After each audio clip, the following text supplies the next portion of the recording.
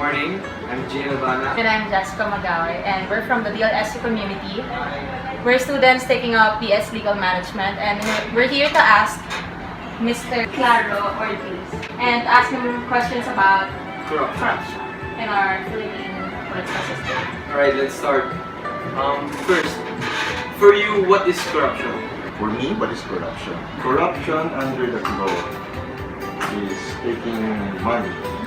Let's say I'm an officer, and you go to me, and then you ask a favor, which is not really in my official capacity, and then I get money because of the favor. That's one example of corruption. So, like in BIR, let's say you're a businessman. You go to me and ask me, this is the taxes due. Let's say 1 million. How can I reduce this? So I'll say, okay, I can reduce this by 50%. You just pay 500, but you give me 100,000. So that would be a form of corruption. Why do you think corruption in the Philippines is rampant? There are so many factors regarding that. It's either because of greed, that's basically the number one, and also to reduce, well, in BIR, it's to reduce the taxes that you have to pay. That's where corruption comes in. How about here? Do you think corruption exists here? In any agency, I believe that there is a form of corruption. The level of corruption lang nagkakaroon. Or probably in terms of percentage.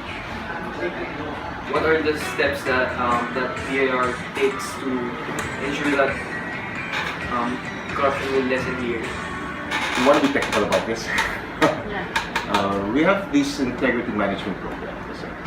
This is to safeguard the Filipino people from corruption of officials, government officials, specifically BIR officials and employees.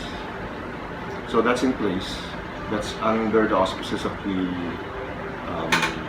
Office of the President together with the Ombudsman, and one of the pioneering agencies is the BIR.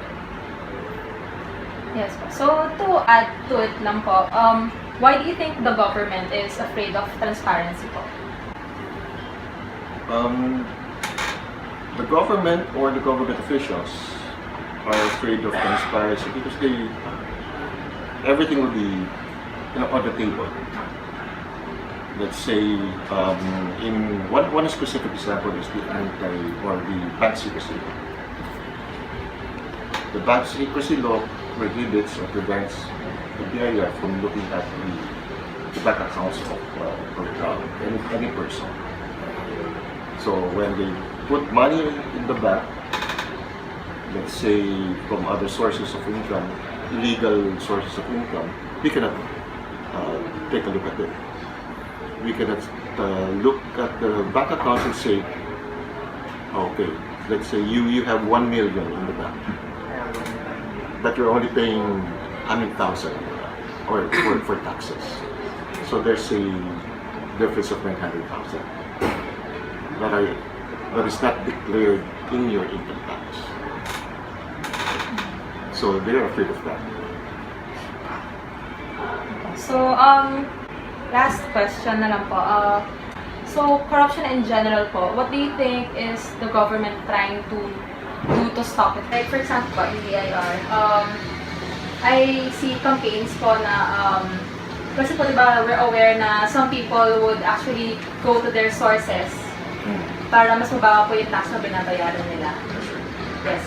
Depende, lalo na po sa mga business, mga may-ari pa ng businesses. Yes po. What do you think is the government trying to do to stop it? Like, what kind of extra effort po are they doing to stop corruption po? We have policies regarding anti-corruption. The first thing that comes to my mind is the rate program. The rate program aims to run after tax evaders. So we file cases, criminal cases, against tax evaders after investigation. Thank you very much. That's it. You're welcome. Thank you so